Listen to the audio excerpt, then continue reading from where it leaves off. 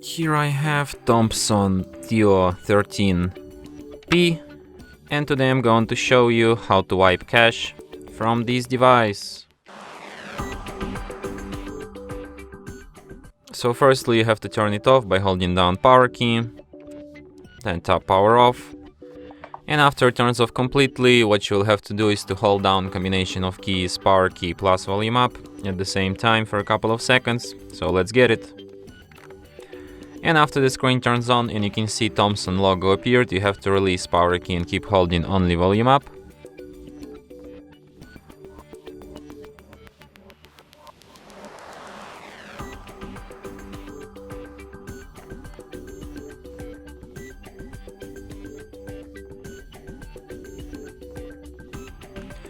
Just like this. In the following menu you have to use volume keys to navigate and power key to select, and you have to select an option Wipe Cache Partition.